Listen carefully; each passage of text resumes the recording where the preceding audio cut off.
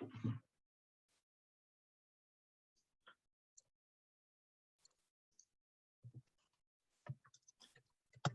evening, everyone. We'll be starting in just a few moments. We see folks who are still joining the meeting.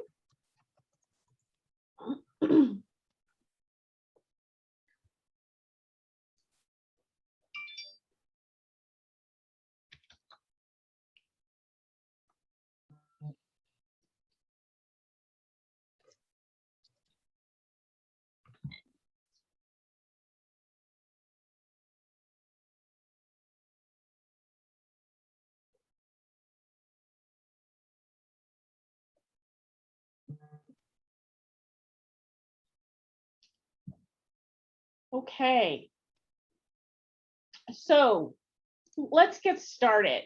We're just a few minutes after the half hour. We know it's the evening and it's everyone's personal time.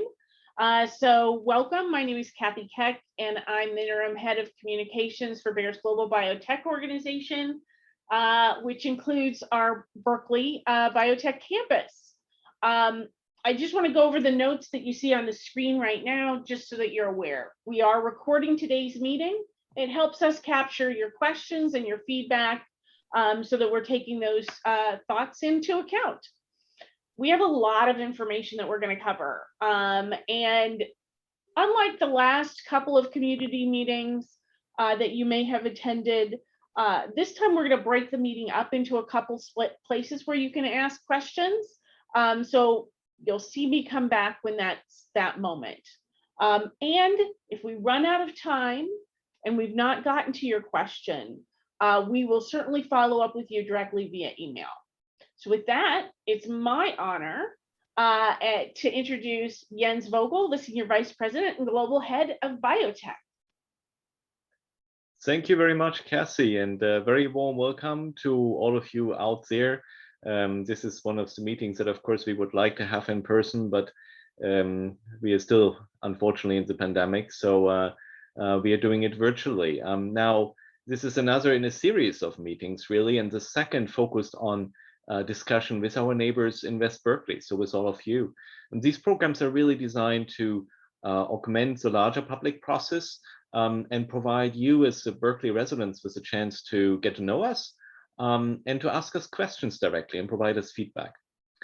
Now, we've spent a lot of time providing information about our proposed transformation of our Berkeley site to not only continue to serve people living with hemophilia around the world, but also then to develop and manufacture some of the, we believe, revolutionary and potentially curative new therapies in the field of cell and gene therapy that we want to develop and manufacture right here in Berkeley for patients globally that are coming from our innovation partners in biotech discovery research and partners such as Blue Rock and Atara and others.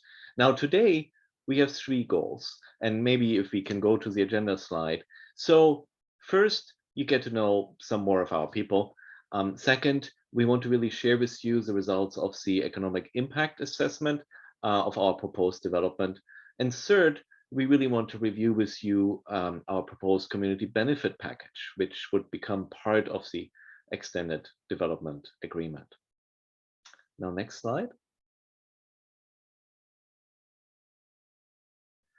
So we are really excited to commit to stay and continue to invest here in Berkeley. We've been here for a long time, and over the next 30 years, our plan is really to continue to serve patients with hemophilia, but then, as I said earlier, really expand into cell and gene therapies to treat and cure diseases such as cancer, cardiovascular disease, and Parkinson's disease. Now, people are really at the heart of everything we do.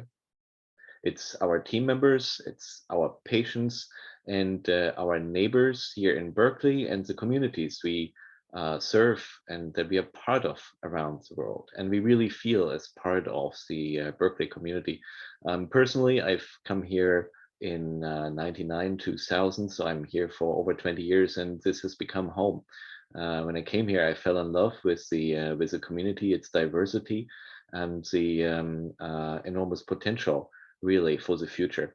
And I know that all of us here are passionate about, developing and growing right here in Berkeley, and take the site and also the community forward for the next 30 years and beyond. So now it's really my pleasure to hand over the program to my colleague Lauren Rollins, to share more about the Bayer Berkeley team. Lauren, please. Thank you, Jens, for the welcome and introduction. Hello, everyone. It's great to be here online with you this evening. If you live in West Berkeley or any part of Berkeley, you live in many of my old neighborhoods. I grew up actually on 9th Street in Channing Way, and still have many family that lives all throughout of Berkeley. I personally attended Jefferson, Longfellow, and Berkeley High. Go Jackets. Growing up in Berkeley, I used to ride my bicycle all around the town, passing by Bayer quite a bit, not really knowing then what the facility was, just that it was really huge through the gates. I've been with Bayer since 2002, when I started as a high school intern through the Biotech Partners Program, which was created through the original development agreement. As an intern, I got inspired by working with my mentors at the time, Katie Caselli and Shannon Iliff. Then I realized working in biotech, I could actually make an impact with my contribution to the patients. After high school, I joined Bayer as an operator in the manufacturing department, making medicines for people with hemophilia.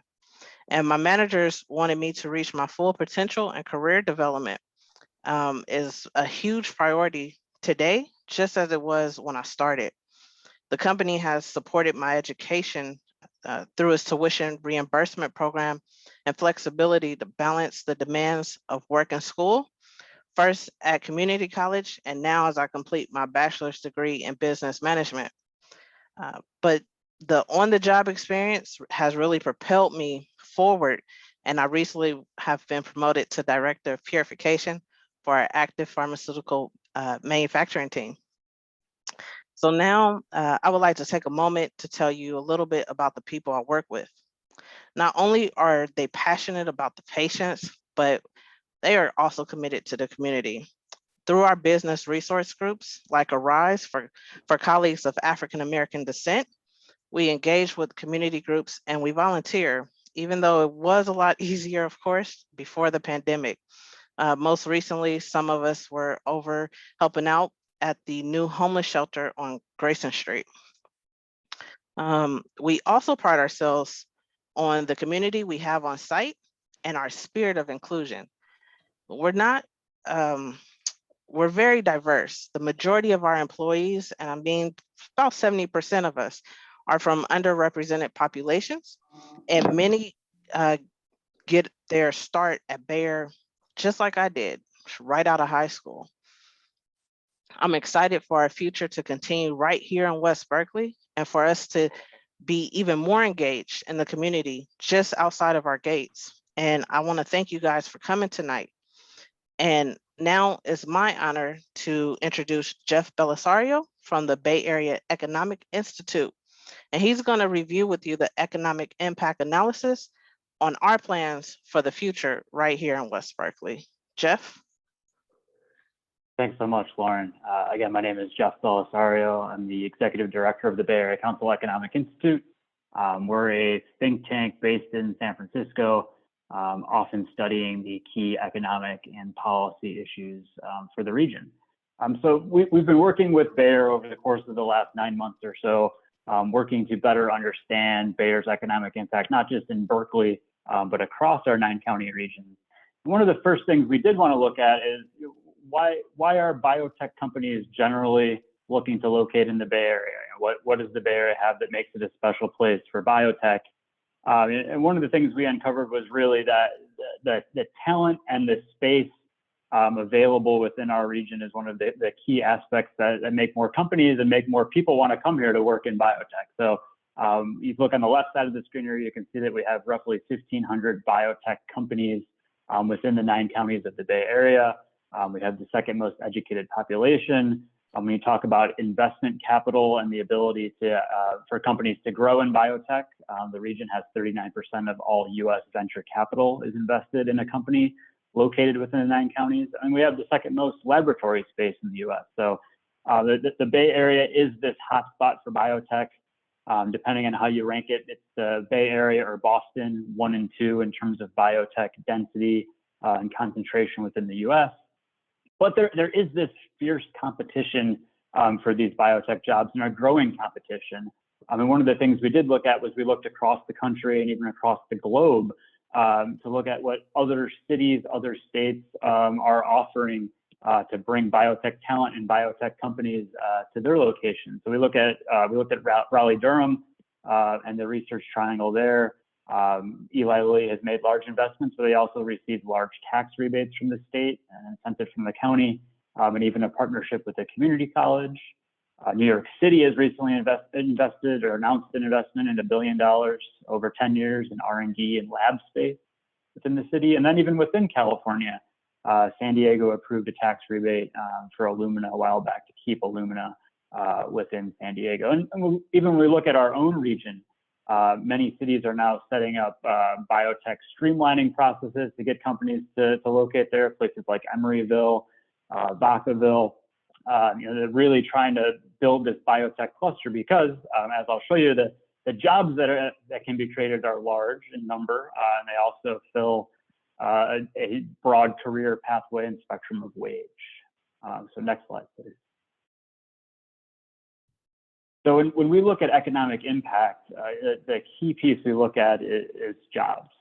So today on campus in Berkeley, Bayer has roughly 1,000 employees. You can see the top slide here shows the breakdown of their wages.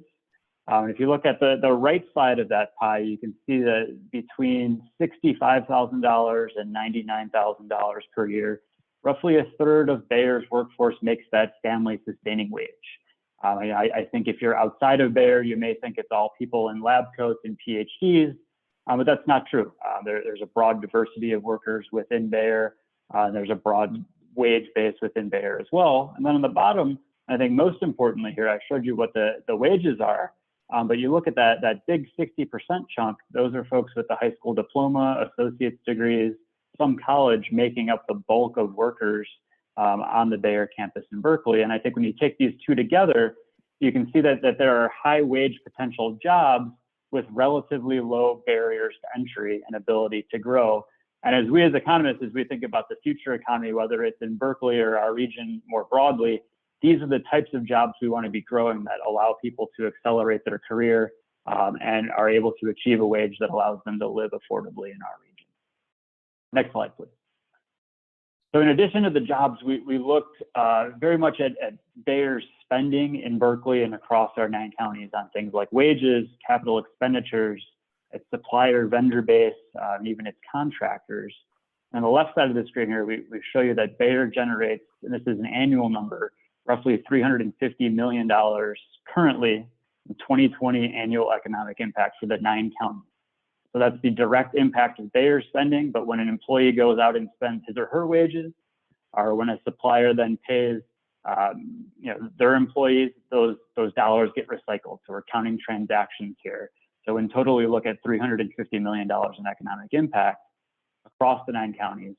What's maybe better understood, though, is for every job created on the Bayer campus, those dollars and all that spending and all that recycling and multiplying effects, those jobs create an additional job outside of the campus gates within the 9 counties. So there's a multiplier effect here. And we're not just talking about Bayer inside its gates, we're talking about how its spending multiplies throughout the 9 county economy. On the right side of the screen, we also looked specifically at Berkeley. We looked at businesses in Berkeley that are suppliers and vendors to Bayer. We looked at Bayer's employee footprint and the zip codes that they live in. And we found in 2020, roughly $15 million economic impact, again, looking through those multiplying effects. And when we look out to 2052, under the proposed development agreement, we see roughly a doubling of that impact, an increase of 97% to $29 million in 2020 dollars. So a large increase potential given the investments that Bayer is looking to make in terms of its economic impact. With that, I think I can pass it back to Kathy. Thank you, Jeff, very much. So everyone, this is our first Q&A segment. And what we'd like to do is a couple of things. We're going to allow about 5 minutes for questions from people who raise their hands. So on the bottom of your screen, you should see a series of icons. One of them will be raise your hand. And so you can raise your hand and I'll call on you. And then if you don't want to raise your hand, there's another icon on the screen that looks like two little cartoon comment boxes. And it says Q&A underneath it. And you can put your question in there. I know some folks are putting questions in chat, but so are some comments going in chat for us. So if you would keep your questions into the Q&A field, that will really help me make sure that I facilitate this session well. So with that, I'm going to start with the hands that are raised. The first hand raised is Norma Harrison. So Norma, if you can unmute your device.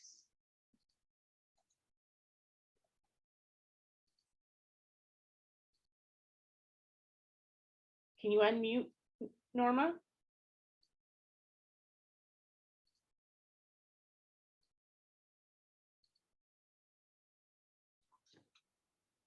Okay, Norma, I'm not hearing you, so I'm going to go to the next hand up that says Star Alliance.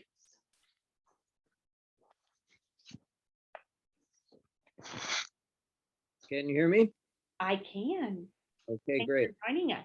Yes, we're a nonprofit organization that's promoting positive civic values, specifically peace values for everyone. And so I'm just wondering, we do have a critical need for office space, and we may not be alone in that. So I'm just wondering, do you have any provisions for sharing space, either meeting space, office space, with nonprofit organizations that benefit the community? Well, thank you so much for that question. Drew Johnston, could you put your microphone on? And you might want to talk about our facilities and how they're used. And then I'll ask Jennifer Cogley to chime in with anything else from a community relations perspective. Drew? Yeah, sure. Hi, Drew Johnson. I'm head of engineering for Berkeley.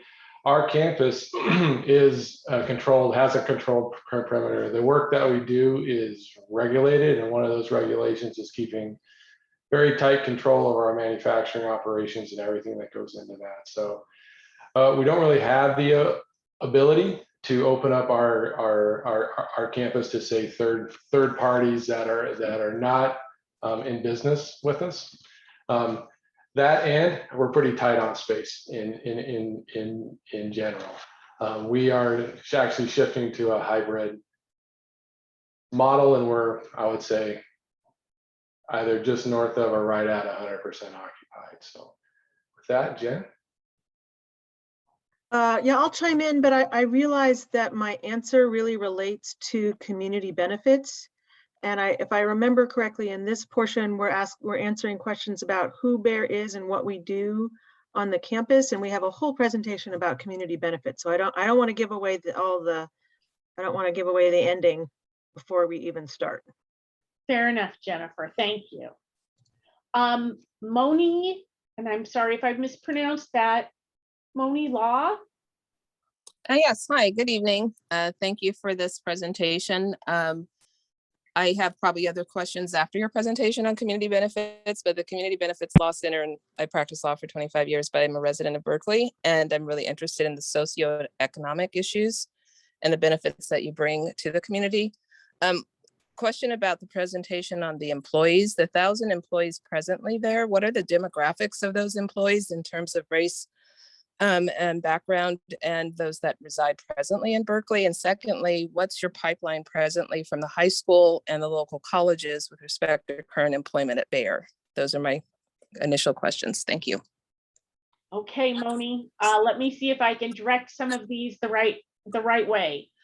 So I'm going to call on Jens and Jennifer and Drew to help me out. Jens, do you want to talk about our employee population and sort of our excitement around interns that we all have? And then maybe Drew, you could talk a little bit about our pipeline, and Jennifer, you can talk about what we do with workforce development groups. Absolutely. I don't know, does my video actually work now, by the way? Yes. Okay, very good, very good. I'm having still some computer issues here, but that's good. Yeah, so I mean, first of all, you know, one of the things that I personally also fell in love with coming here, you know, is the incredible diversity. I remember when I started at Bayer here in Berkeley in 99, 2000, we were 20 people from ultimately heritage-wise 17 different cultural backgrounds.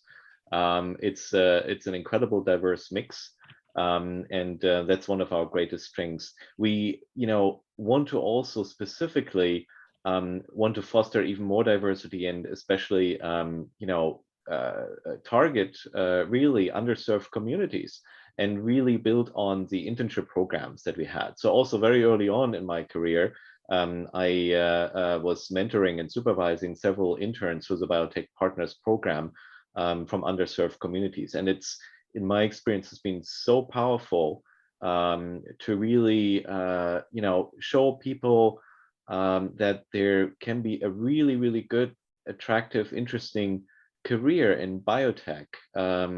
And several of these then, you know, ended up later on also working for us. So this is a very proud history that we have there, and that we want to really build on and expand with even ideally broadened partnership, broadened internship programs going forward. Drew, Jennifer, anything to add? And we'll keep our comments short because we have lots of questions. Sure. So as far as from a diversity standpoint, our site population is about 40% Asian, 12% Latinx, 8% African American, so roughly 30% white. The highest population on site is some high school or some college. We do have the percentage, I apologize, we can get it into a follow-up of college educated, and about 75 of those 1,000 plus employees live in actually the city of Berkeley. Okay. And just to chime in on that, 70% of our employees live in either Alameda or Contra Costa County, and another way to slice it is about 10%, or excuse me, 40% live within 10 miles of the site, or within, I have to double check these numbers, but they're either 5 or 10 miles from the campus. So, hey, Moni, good to see you. Oh, good to see you. I don't know if you can hear me still. I can still hear you. Thanks. Okay. So moving on, and I'm going to tell the folks who have their hands raised that I might not get to all of you right away. I see a couple of you, maybe folks who have comments from other community groups. So I'm going to get as many as I can. I want to make sure I hit some of the Q&A that's in the chat, and then we still have the community benefits and some other information to go through. So I want to make sure we allow enough time for that. So with that, the person who is on 925705 that has their hand raised, do you want to unmute yourself? Hi, can you hear me? I can. Great, thank you. On the topic of employees, I'm wondering about worker protection for inside of the lab. There's been a lot of concern about the different types of research, and I appreciate that in several of the Planning Commission meetings, Bayer has verbally committed to not undertaking human reproductive genetic engineering research or pathogen gain of function research at its Berkeley site, and also included in that verbal statements that the biosafety labs will just be 1 and 2. And in terms of worker protection, and and transparency around any accidents or biosafety breaches. I'd like to know if those commitments that were made verbally by Bayer will be put in writing to be included in the development agreement. So I guess that's a commitment to not to gain of function research, germline editing, the biosafety lab number commitments, and then also to share information with the City of Berkeley about any biosafety breaches or accidents to ensure worker safety. Okay, and can you give us your name? Sure, my name is Dana Pearls. I'm a resident in Berkeley. Thanks, Dana. We just only had you as a phone number and appreciate that. Yeah, no problem. Drew, do you want to Yeah. tackle the DA related questions, the biosafety labs 1 and 2, and then Scott Probst, one of our senior scientists, and Jens Vogel can weigh in on the gain of function research type topics. Yeah, And the germline editing. Mm-hmm. Yeah, so from a biosafety level and also a management of that. So our environmental study, and it's memorialized in the report, studied levels 1 and 2. So those are the facilities that we're allowed to build. Any facility beyond that, so a biosafety level 3 will require a complete new study and another public process. So we are bound to 1 and 2. Our safety practices also meet that. So as far as getting that part in writing, it's in the EIR. Our comments to the public responses are due here soon, and they'll be available to the public in 30 days before a hearing. So that part is there. And just to maybe weigh in, I mean, just to emphasize it and stress that, you know, these commitments are absolute, right? I mean, there's absolutely no interest. I mean, I couldn't come up with any even hypothetical scenarios why we would ever want to do anything like that. So absolutely full and utter commitment. Scott, did you have anything you wanted to add on lab safety or research and development? Just echoing Jens' comment that we don't have interest in gain of function for any pathogens. That's not aligned with our business interests, nor is germline editing for mammalian cells. And I think just a couple other key points, just to remind everybody in the audience that the site is a product development and launch facility. That's what we are today and what we're creating for the future in other areas. And that means we do process development, but not initial discovery research. Those discoveries come from our innovation labs, and then our scientists are exceptionally great at figuring out how to make sure that those products can be accessible to more patients by figuring out how to create them on a commercial scale. So again, just also to address that topic. And in terms of reporting that you raised, Dana, you know, Bayer complies with all reporting requirements that exist. And we work actively with the City of Berkeley and its fire department and others on emergency response. So I'm going to take one more verbal question because I've gone well over my 5 minutes, but there were so many hands raised, and then I really want to get to the Q&A in the chat. Norma, we're going to try this one more time. Can you unmute yourself? Now I can. I actually just wanted to see if I couldn't get a better connection. I appreciate you getting back to me. I put in a lot of oppositional comments because of Bayer's history of having served the Hitler regime, and that it's been trying to make it up ever since, but not substantially. It's still a brutal capitalist structure that makes profit, and making profit is a crime. So well, there's no answer to the question. Thank you. Yep, we saw your comments. Thanks very much. Okay, there's a lot of Q&As in the Q&A in writing, and here we go. Lisa Archer, thank you for asking. I saw your questions about the verbal commitments. I think we just covered that with Dana Pearl's question, so I think we've answered that. If you feel we haven't, raise your hand at the end of the meeting and we'll cover it again. Theo Poslet, you're asking about property taxes, and will Bear be paying market property tax? So Drew, can you talk about a little bit about how much construction we're proposing in terms of expansion and how that's valued in the market, in the tax process?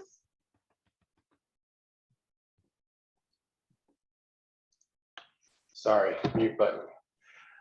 Yeah, so we have a site that was first constructed back in 1908 and then was developed basically continually since then. Right now, we're going through a cycle of fairly major development where we've removed a considerable amount of the existing facilities that were no longer fit for purpose, and we're installing new facilities that meet the new generations of medicine. Just like your house here in California, it's at when the taxes you pay are based on the real property at the time of purchase. So right now we're going through a cycle where we're purchasing a lot of property. Well, we're not purchasing property, we're building new buildings, and that real property has a market value of today. So yeah, our tax bill is going up for sure. And I hope that answers the question. Thanks, Drew. And Theo, I think that gets to your Proposition 13 tax question. If you have another question, let us know. Dolores Nochi Cooper, how many employees are hired yearly through the Biotech Partners program? Oh, golly. Jennifer, do you want to try and give a crack at this? And I see that Linda Gaydon is in the meeting if we need to engage her as well. Well, I can tell you that every year we have between 4 and 8 community college interns that work in our development labs. We don't have a way of tracking, and this has been a source of frustration, frankly, of where our biotech partner, but there's not like a checkbox in our HR system where you have biotech partners. We've found over the years that more than 50 people have been hired into the Berkeley site, and I would say that we have at least 20 or 30 right now. And I think one thing to note about biotech partners is they are not here to support just Bayer. The people that they graduate from their programs go into biotech development and manufacturing across the Bay Area, and many go on to other kinds of professional careers. So even if they're not landing directly here at Bayer, they're making a difference in the region. Great, thank you, Jennifer. Next question comes from Ali Kashani. What fraction of Bayer's pharmaceutical business is located in Berkeley? And can we express that as a percent of total revenue from pharma? And boy, those are sort of two different ways of thinking about Berkeley. Jens, I'm going to ask you for some help here. Yeah, sure. So when you look at Berkeley's and the products that we make here, it's really our products to treat hemophilia. So Cogenate, Kovaltry, and Jivi, which are roughly in the order of 850 million or so in total sales. I think you can find the correct number in our annual report. That is about 5% or so of total pharmaceutical sales globally. So it is significant, but it is only a relatively small portion. And of course, you know, when you look at it, hemophilia is a rare disease. And still, again, you know, for us, it's, you know, I mean, one thing I want to say is also in comment maybe on some of the other questions in the chat. The reason why many of us, I mean, we are a corporation, and of course, you know, we make money, that's clear. But the reason why I myself and many of us here that actually went into that field was not just to make money, but just to help people and help patients. And so the 850 million is maybe not all that much, so to speak, in the overall scheme of things of a large multinational corporation.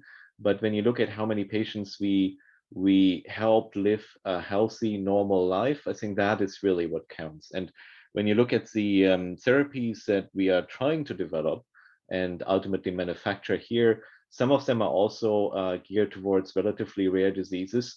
So again, it might not ultimately make a huge percentage of the total overall Bayer Pharma sales, but I think it will have a big impact on people's lives. And if we just can, for example, also in the oncology space, in certain indications, just help even a few patients either cure their disease or help them to spend a couple of years longer with their families, I think then that's worthwhile. And that's why we're really in that.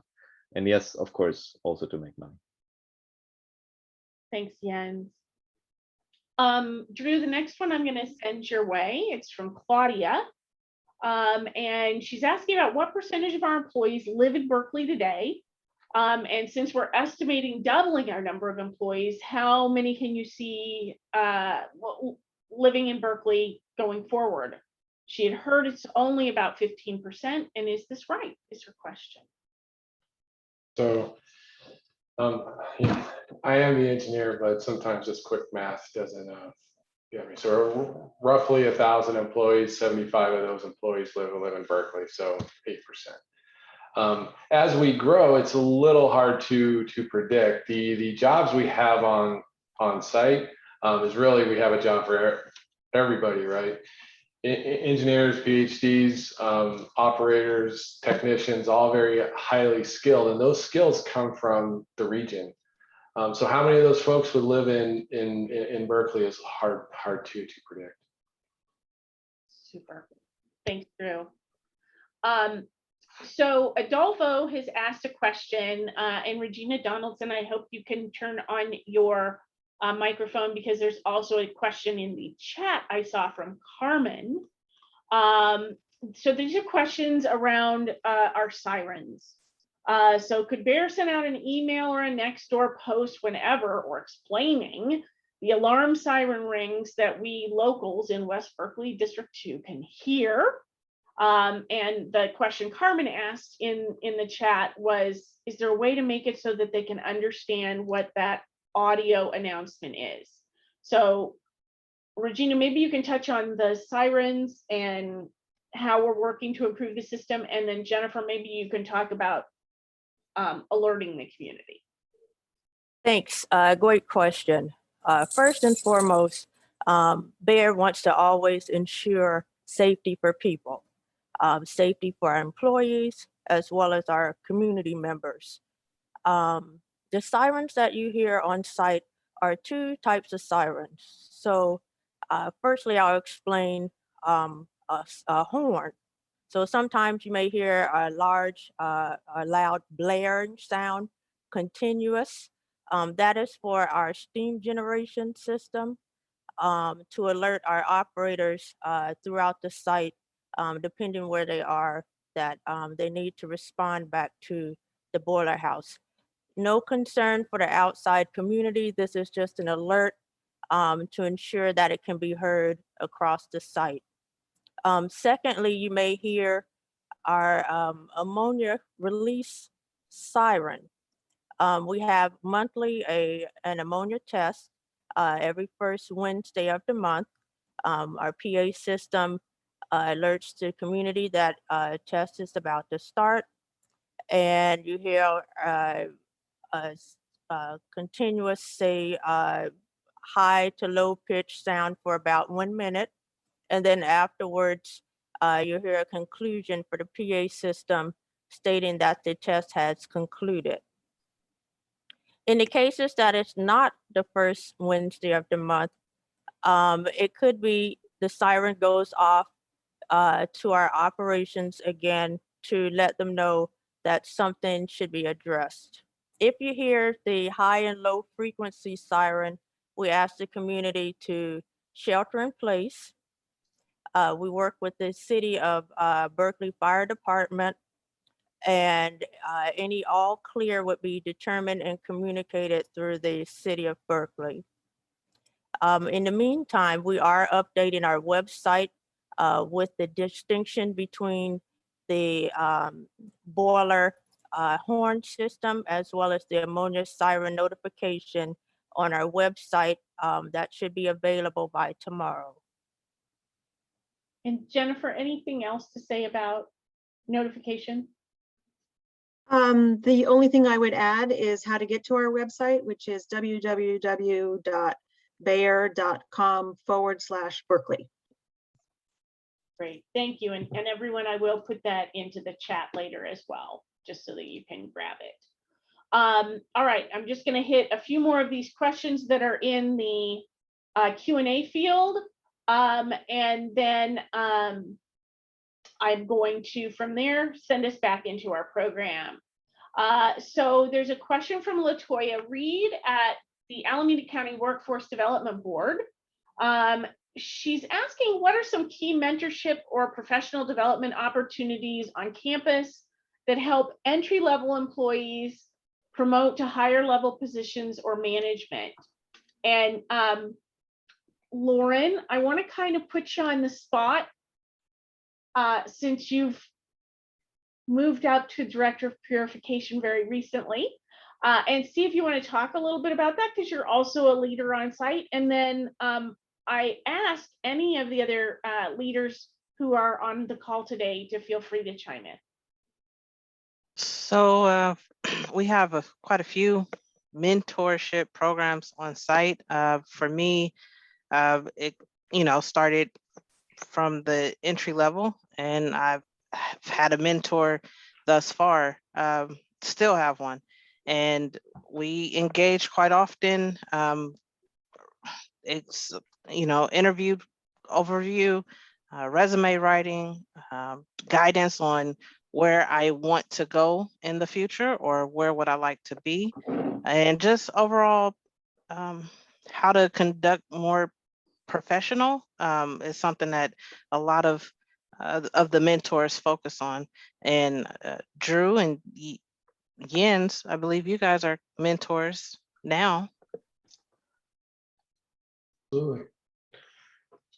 Absolutely. So maybe I'll take that a bit as a handout. Thanks, Lauren. So in addition to active engagement from management and colleagues around you, I actually have mentees, multiple. I'm actually a mentee myself from somebody newer in the organization, kind of giving me their perspective. That is, I will say, at times more enlightening than I had anticipated. So that's fantastic. But in addition to that, we have a considerable amount of formal programs and trainings. And the name changes, but it's basically a Bayer Academy that based on your experience and based on what you're looking for, there is technical aspects like financial planning.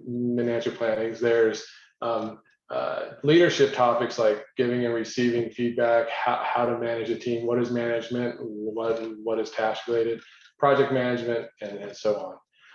But all that gets tied together in a development dialogue process we have, where every year we refresh our development dialogues, where employees and their management have a discussion about their career and where they'd like to see it go. Where are they in their career? What are they good at? Where do they want to go in their career? And then what development opportunities do they need to take to keep moving through their career? So the combination of that really does allow people to grow. So.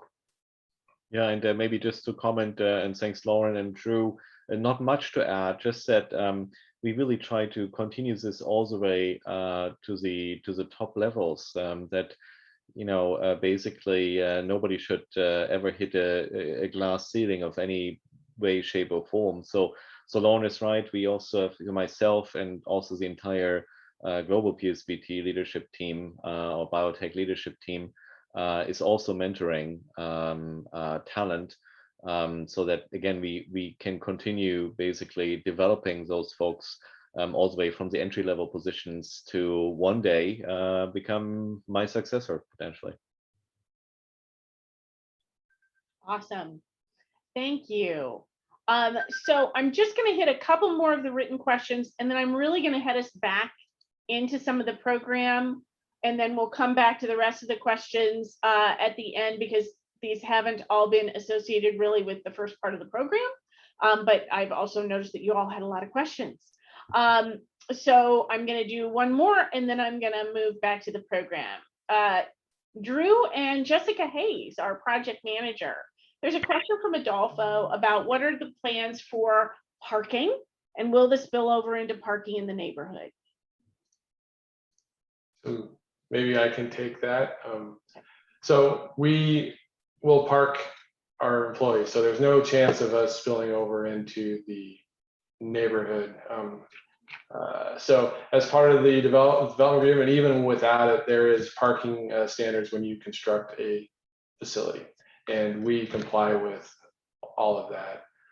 Transportation management is also a topic that also the EIR digs pretty heavy into. So making sure that we have a program to limit the number of single car trips as much as possible. In addition to that, the pandemic has showed us that what we're doing right now works to a certain extent. Doing it 100% of the time isn't necessarily the greatest, but it will work a certain percentage of the time. And that will allow us to move to a hybrid model where our employees can spend more time working out of their home office and come to site a couple days a week, which lowers from that population on site, up to 50% of trips. So again, that's not that people have to come to site to run the equipment. Jessica? Yeah, I think you covered it all, Drew. I think also with Bayer's sustainability goals to be carbon neutral by 2030, we also have very active conversations around making sure we do have a robust TDM program and reduce that single car ridership for those purposes as well. Yeah, and I think this question sets up our next slides very, very well. And hopefully I didn't rob any thunder there, Jeet. Sorry about that. So with that, we're going to pause on Q&A. And I am really pleased to introduce my colleague, Ajit Smith-Iyer. And some of you might recognize him, but he's our head of process automation. Thank you, Kathy, for that intro.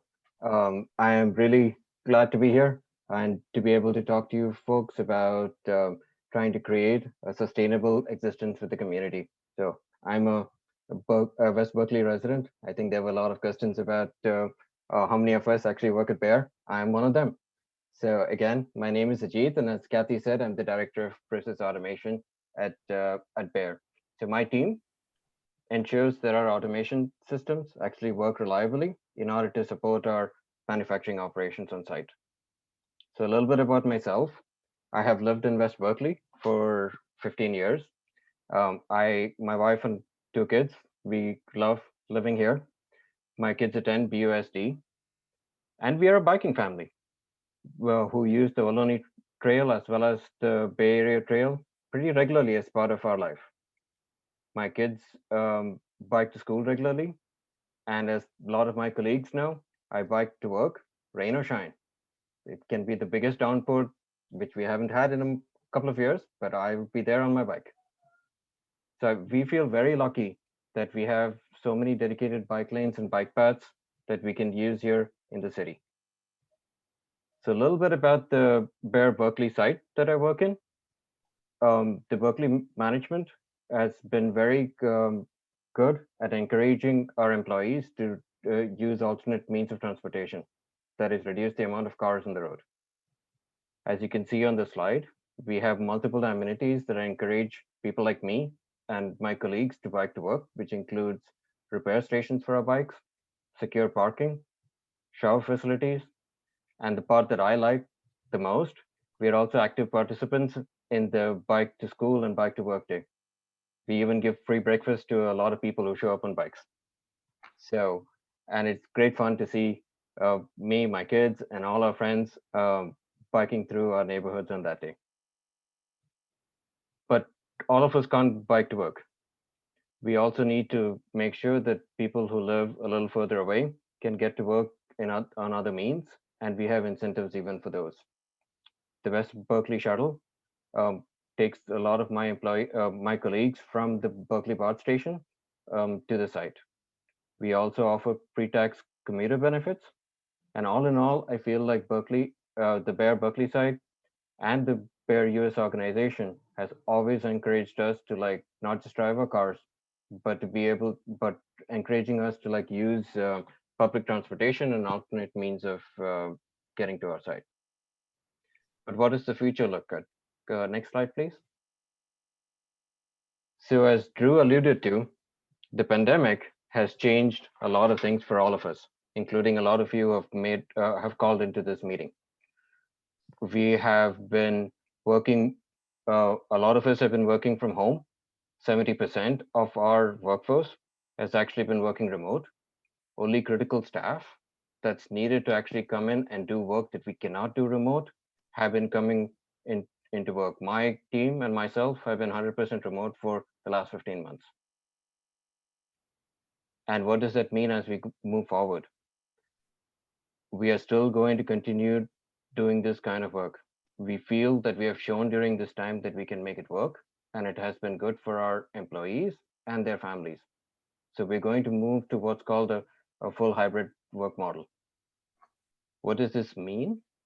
This means that, like, again, the kinds of work and the type of work that can be done remote will be done remotely.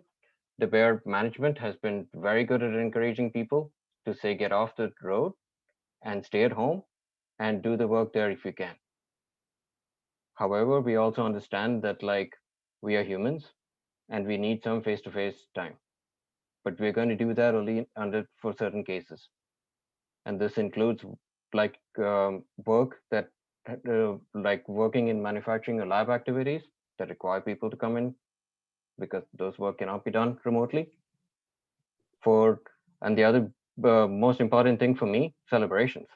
We are human beings, and in order to like celebrate milestones or other achievements, and just to meet our colleagues to have lunch once in a while, we will definitely get some people to come back on site. But for most parts, as we grow and as we add to this site, our commitment is to like actually do remote work and hybrid work as much as we can. So I feel pretty proud to like actually work for a company that is so invested in new ways of working, and also which has constantly encouraged our employees to like use alternate means of transportation that's not only good for us as employees, but also our community and also the environment. So thank you all for your attention. And with that, I will hand it over to Drew Johnston, who will lead you through the Bears community benefit proposal. Thank you. Yeah, thanks, Ajit, and sorry for kind of stepping into that question. It's very nice. So I'm going to walk through a few slides and talk a bit about our business here in Bear and how Berkeley fits into the Bear network, and then walk through some of the community benefits. So on the slide that's up, you can see this is our biotech network, where we have 4 sites here in North America, 3 in the US, so 1 in Boston, 1 in Raleigh, and here in Berkeley. And then quite a few in Europe, several in Germany, so 3 sites in Germany. We're actually headquartered officially headquartered in Basel, Switzerland. A packaging site in Garcia and a gene therapy site in San Sebastian, Spain. Then we have a filling and finishing site in Shiga, Japan. So truly a global network, truly a lot of sites with a lot of capability, located in regions that are fit for purpose. So now back to the business. So when the business has a demand where the Bear business has a product that needs to be manufactured or developed, we go through a very standard process. And you see it there on the bottom of the slide. First, we decide whether we should make it internally or outsource it to a supplier. So the decision is to do an internal manufacture. We look across these sites and we see which ones have the capability to do it. We shortlist those sites, and then we select a site. And part of that selection process is, again, taking a very close look at the capabilities of the site and the region, the infrastructure of the site. How does the scope fit? And then what is the schedule, and then what is the budget, right? And that schedule piece is very important, because it being predictable is paramount. We have patients that need medicine, and we need to build facilities to get it to them. So this is where the DA comes in, our development agreement. The DA provides predictability there. We understand exactly what documentation we need to produce, what studies we need to do, and what the city needs to give the permit to build the facility. That process being predictable is primarily what the DA provides. He's talking to this is the engineer talking, right? But like it is the primary value for Bayer. And that's very important. And then after the site's selected, it's a standard development process. We finish the concept, finish design, construct, startup, and then put into use. So next slide. So as Jens mentioned, this is one in a series of community meetings, and we always have a very robust Q&A. And we've heard from the community priorities, and the priorities for the community benefits associated with the development agreement are very clear, and they come through very loud. Education, so training, community resiliency, and I'll get into the breakdown of this in a minute, and housing. Also, what we've heard is all of those priorities we see there are long-term plays, where the stability of the funding over the long term is also paramount. Next slide. So what is the offer? So there's focus on the graph on the left-hand side. The blue bar you see, $265,000. That's the average community benefit payment we've done over the last 3 years associated with our current agreement. Our new agreement, the first payment will be $720,000, proposed at $720,000, and I'll escalate 2% a year, and our last payment will be $1.3 million. Again, that funding is proposed to go to those priorities. Next slide. So breaking down those priorities a little bit. So STEM and biotech education, that's very specifically programs that drive equity and outcomes. And it's not only just early education, that's very important, but also up through community college. So it helps the entire spectrum. Community resiliency, that is climate action, that is health equity, and that is local economic resilience. So really investing in the long-term fabric, and then affordable housing. This would be an investment in the Berkeley Housing Trust, and that money is used is at the discretion of the city council to focus on the current priorities in the city for that year. Next slide. So a little bit of detail on how it works, because the community benefit payment, that's $720, is two parts. There's community benefits associated with the DA, and there's also impact fees associated with building buildings.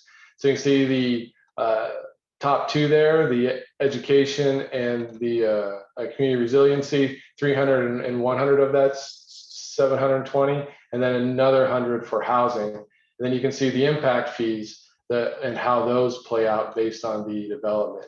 So impact fees are typically paid when you build a building, and then when you're not building, you're not paying them.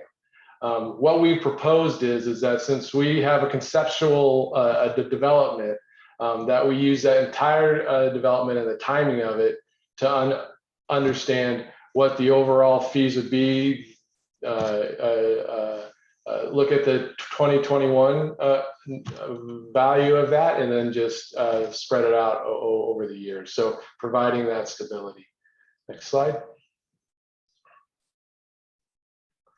So beyond the community benefits, we are a Berkeley resident, right? So we're here, and we participate in a lot of things in Berkeley, whether it's helping with the relief fund, and investing in the food bank, public schools just through general philanthropy. Also, our parking lot on 8th and Dwight was a vaccination center, and over 2,000 people were vaccinated there. And I'm guessing a few folks on this call may have been able to benefit from that.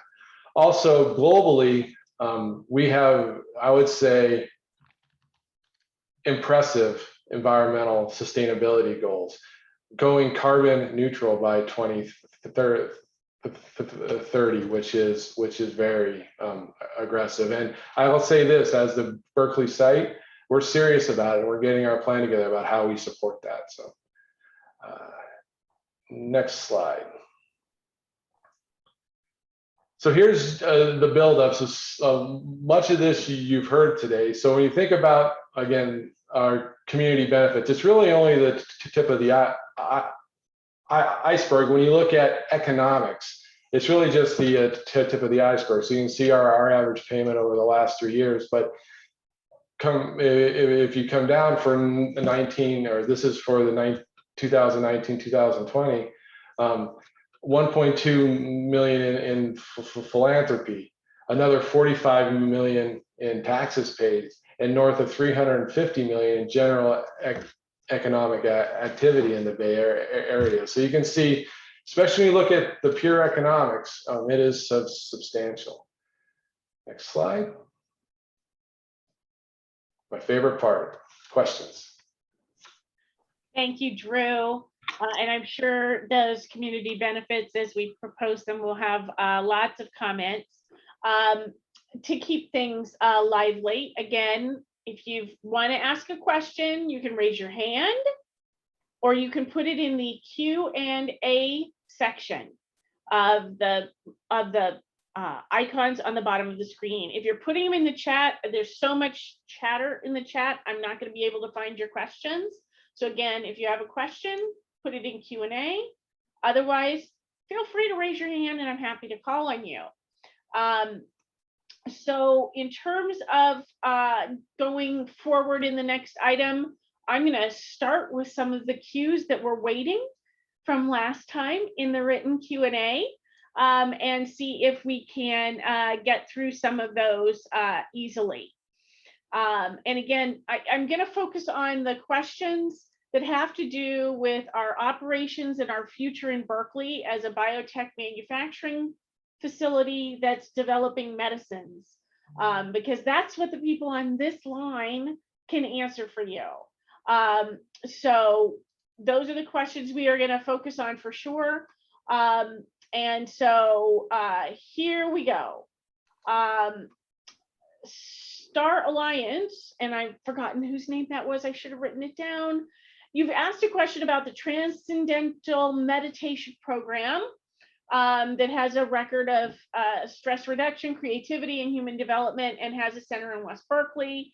And would Bayer consider making TM training an employee benefit and making meditation rooms available and convenient to employees?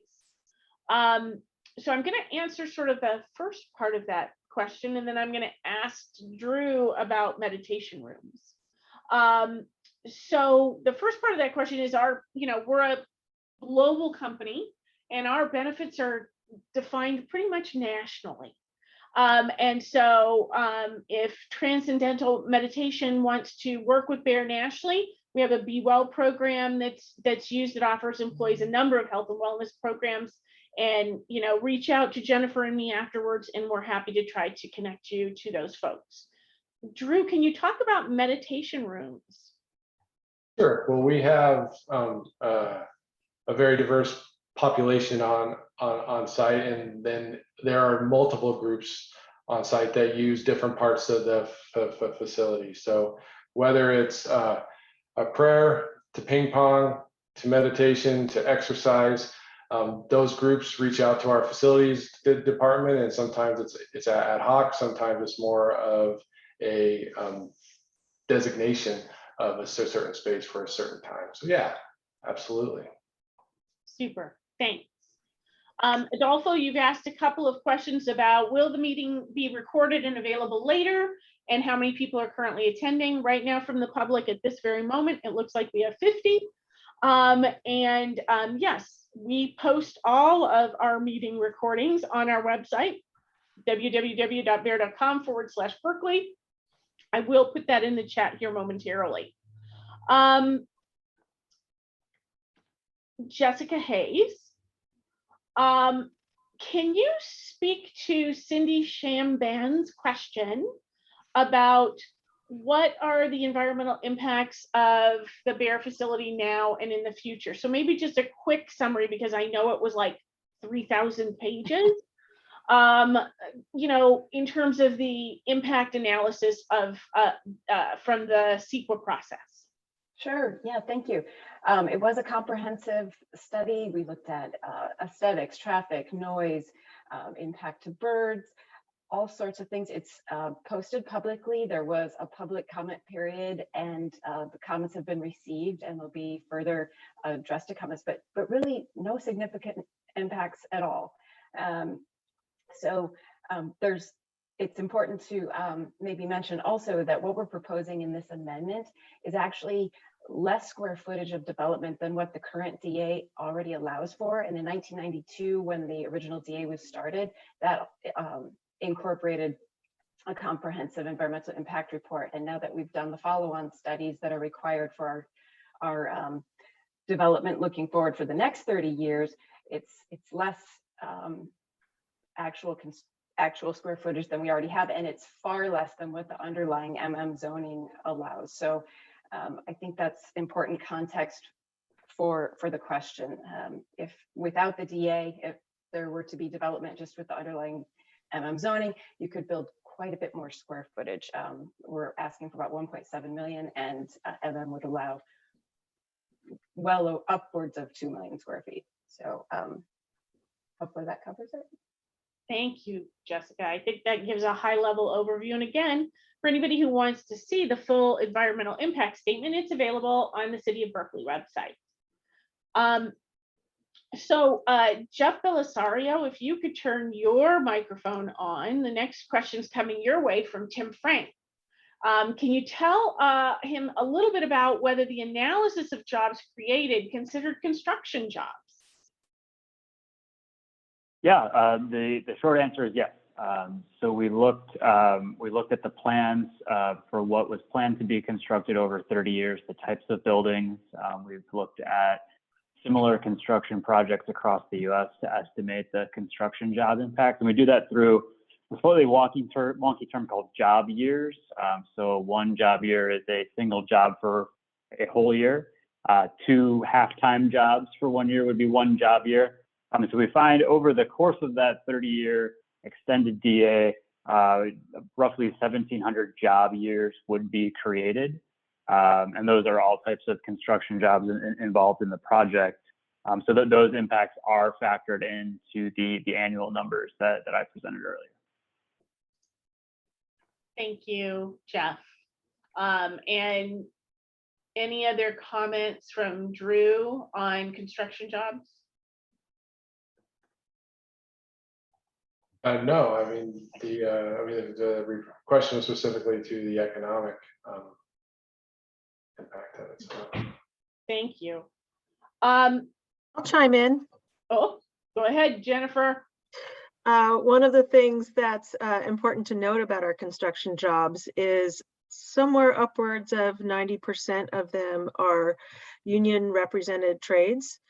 Because of the need for our construction to be super high quality and for there to be really strong safety requirements on the site. And now Drew turned on his microphone again.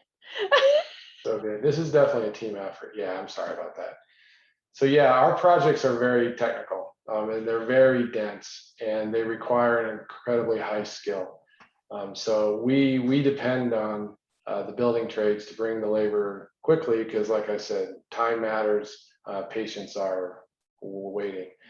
So yeah, and our projects are also fairly intensive. So the labor density that we have is typically higher than what you would see on any other commercial type space. Great, thanks, Drew.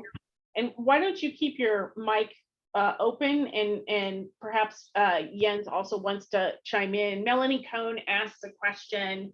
Is Berkeley the only site Bayer has considered for this kind of development?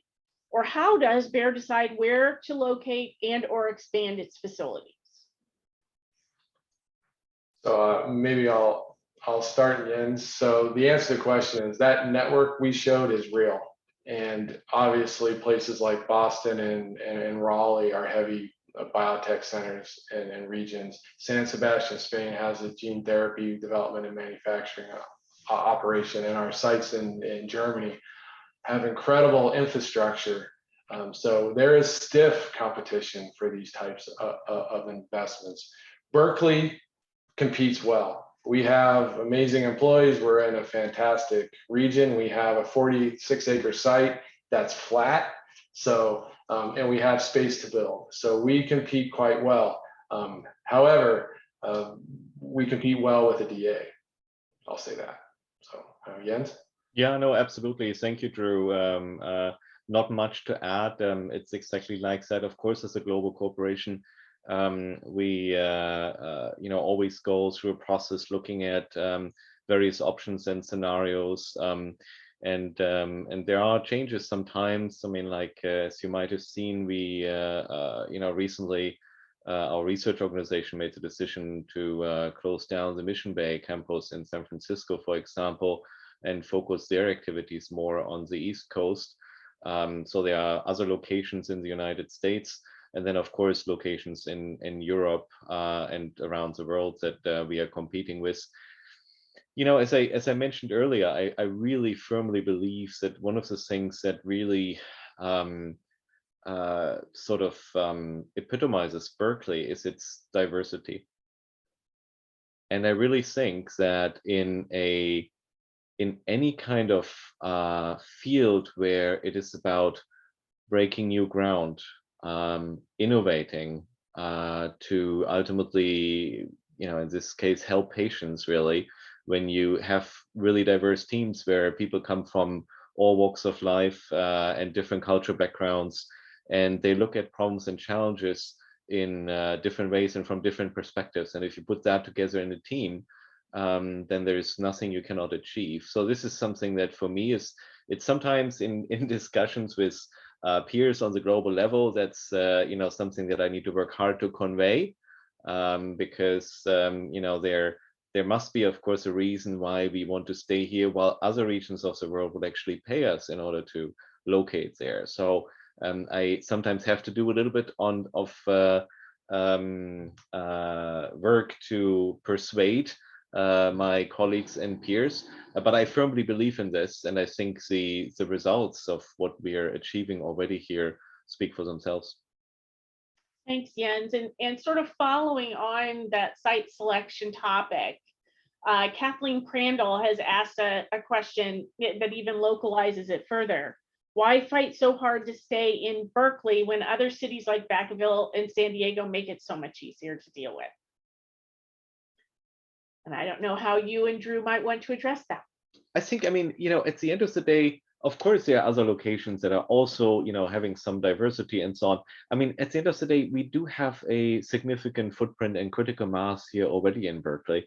And again, we have been a part of this community, and a partner to this community, and it's been working well for us. So of course, Berkeley has sort of by now this is home for us. So Berkeley does have a hometown advantage.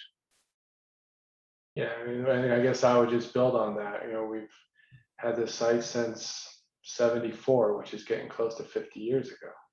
And we've had a development agreement with the City of Berkeley for the last 30 years, and the partnership has been fantastic. And that's why we're here talking about extending it. And yes, there are plenty of attractive places to move, but we're here and we're thriving and we want to stay, right? So, but we also understand the competitive environment that we're in, and we have to make sure that we have the partnership to be able to stay. So. Great, thank you both. So Claudia, I just want to acknowledge the comment that you put in the Q&A section about the emergency broadcast alarm system, and that you can't, that the audio isn't highly understandable. And Regina, if I'm correct, you have a project underway planned for the foreseeable future to address that system, right? Yes, so currently we do have a project that has gone through the investment process and it has been approved. We have, say, our engineers in place that will implement according to a timeline, hopefully within the next several months. So yes, we understand that it's very difficult to understand the alarm system for the community, but also as well as for us on site. And we do have a project in place that will be executed in a few months. So it will be a difference in everyone understanding the directions of the system. Thank you, Regina. I think that's a great commitment to improving our safety notifications. Really excited to see that. Okay, Dorothy. Dorothy, you've put something very long in the Q&A, asking for 3 community benefits. I'm going to summarize them quickly. Some sort of annual message to the residents nearby explaining the alerts, and maybe an annual meeting of neighborhood residents on those issues. Thank you, that's great feedback. Can we make a parking lot available for Sawtooth artists during their open studio time, and a meeting room available for Southwest Berkeley residents after 7 in the evening? Maybe even if it's not available now, maybe after renovation. So Drew, do you want to talk about parking and site access again? You're on mute.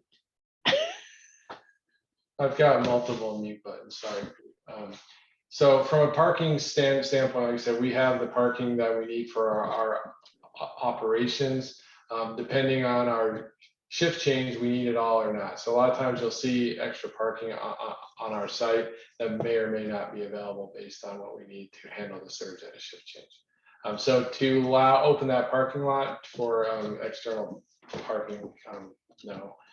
Now, as far as conference rooms and such for community meetings, again, we do have a closed site, but I would turn it to Jennifer Cogley, not necessarily a 100% basis, but I'm guessing from a community engagement standpoint that we could have an opportunity there. So.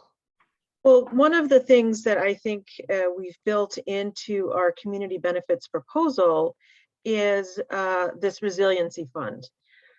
Having worked in the community for so many years, I know that there is so much creativity, so many cool ideas that need help getting off the ground.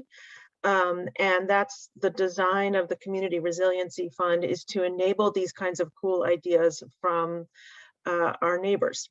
So without making any kind of specific commitments now, the idea is that we set up a system so that we can engage with our neighbors and make cool things happen in the area over the next 30 years together. Thank you both. Okay, now I'm going to cheat a little because some of the folks who have their hands raised also have questions in the chat. So I'm going to go to these individuals now, and I'm going to start with Moni Law. So Moni, I'm going to ask you to unmute, and maybe you want to go ahead and talk about the questions that you have.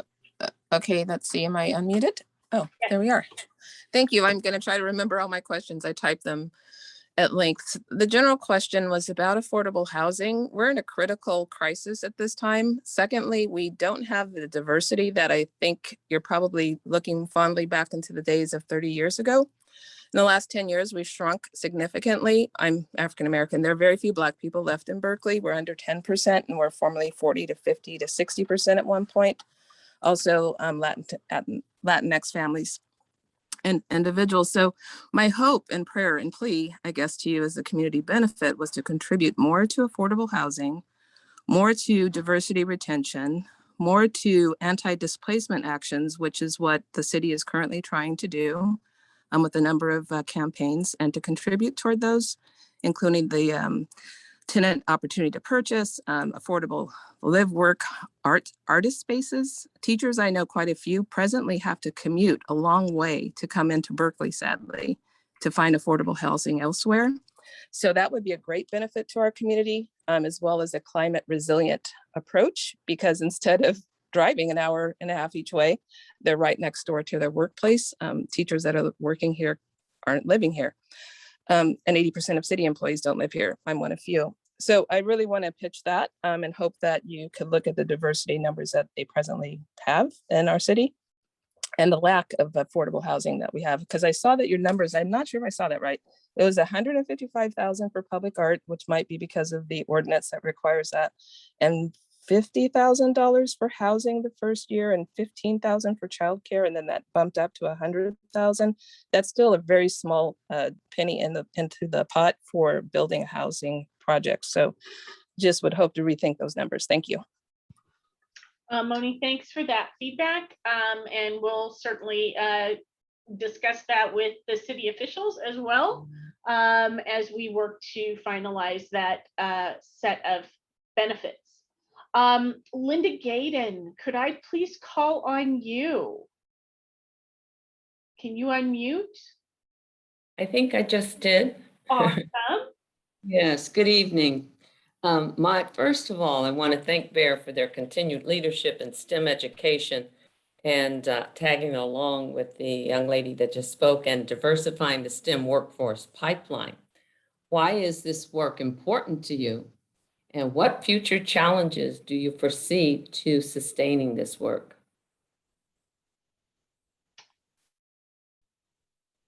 Drew or Jens, who wants to take the lead? Jens? Maybe I take a first stab, and then first of all, let me just reiterate what I said earlier, because again, I'm very passionate about it. Like I said, I think there is something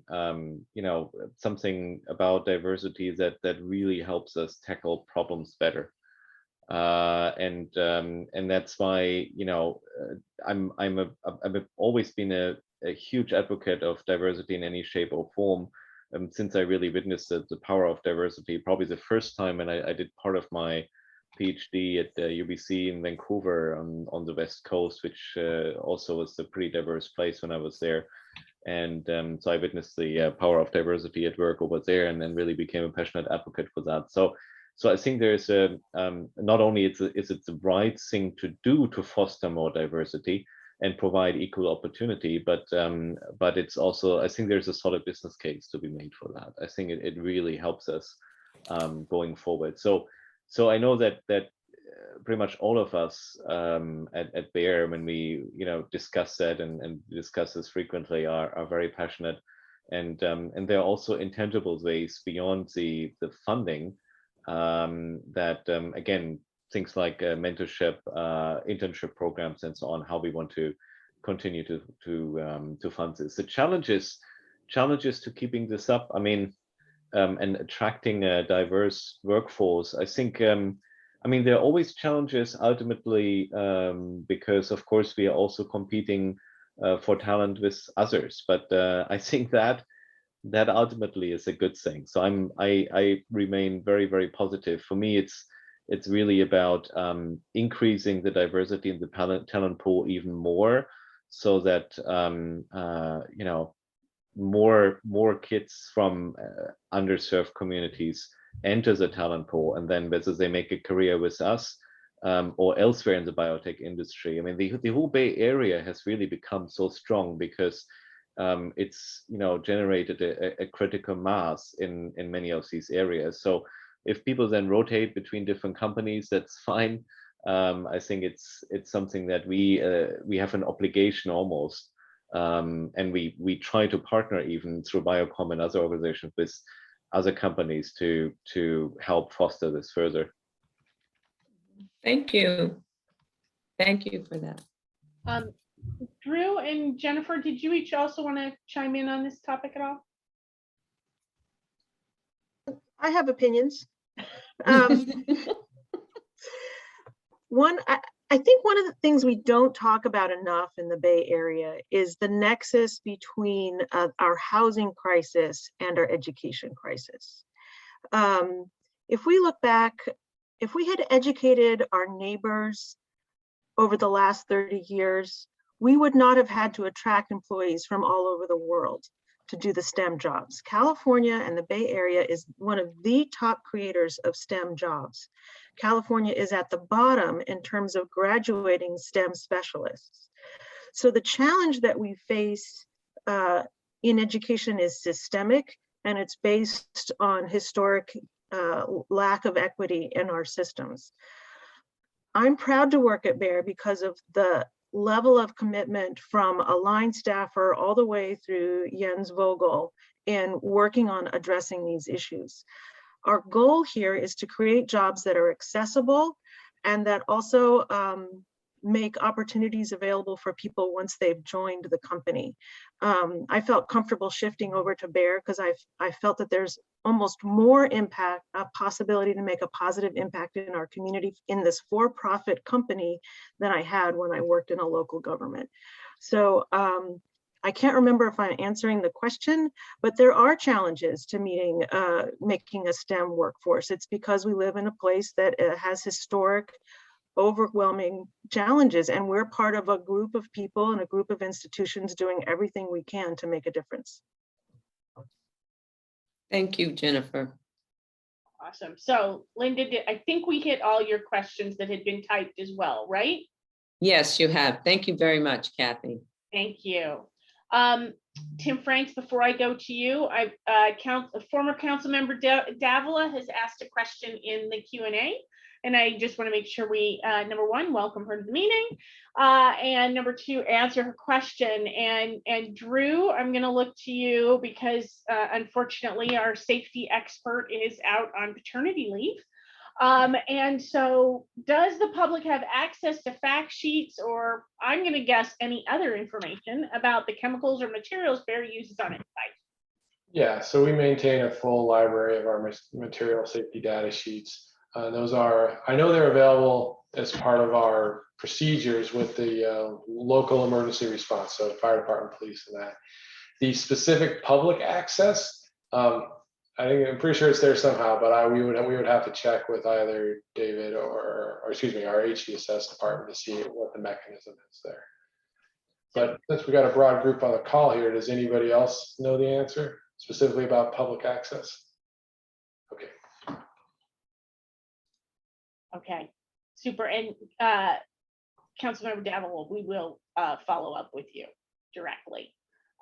So Tim Frank, you've patiently waited and you have your hand up. Can you ask your question, make your comment? Terrific. And can you hear me now? Absolutely. Well, thank you. And so I'm actually representing the Alameda County Building and Construction Trades Council this evening. I'd first like to thank you. I mean, Bayer has actually been a great partner of the building trades for longer than I've been around. I mean, frankly, for longer than I've been an adult. And has consistently been using skilled and trained workers from the trades. And clearly there's a business purpose that drives you to do that, because you need a product that is actually delivered without mistakes, on time, reliably. And the union contractors are able to deliver that in a way that you just can't get with any other way. But it's important to recognize, though it hasn't been acknowledged in the program, that that's actually a pretty significant community benefit in itself, because these are actually quality family sustaining careers for construction workers. These are blue collar workers.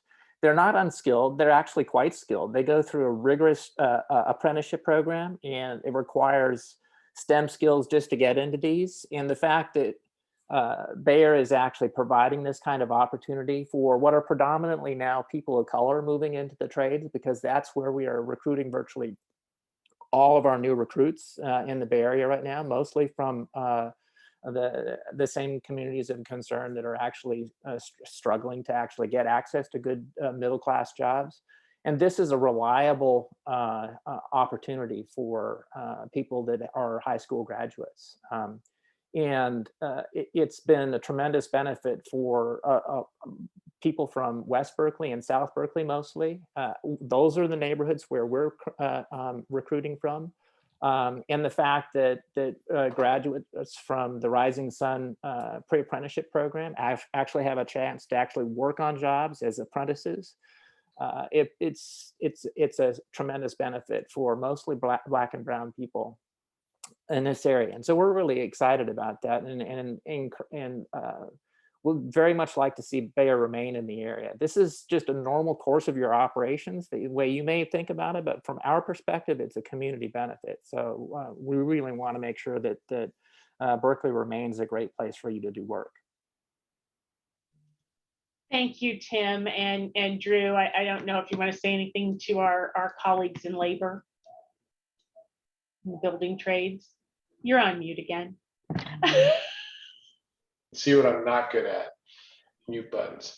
Tim, thank you very much for calling in. And again, like I said, with the type of construction and the type of facilities that we need, yeah, the skill that shows up at our gate coming from the trades is first rate, and it's very impressive, and we depend on it. So thank you.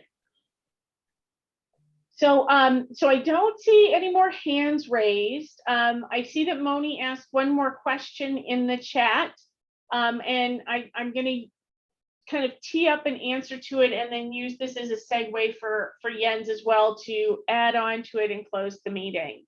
So Moni's question is about the census and about diversity. So the census report of 2020 anticipated that a majority minority population would exist of consumers and employees. How are we defining diversity at Bayer? My sister's a doctor. We need more Black, Brown, Indigenous scientists, doctors in this period of drastic disparity in health outcomes. Historic structural racism has redlined people from housing, employment, education, etc. Specifically, what is Bayer doing to overcome historic inequity?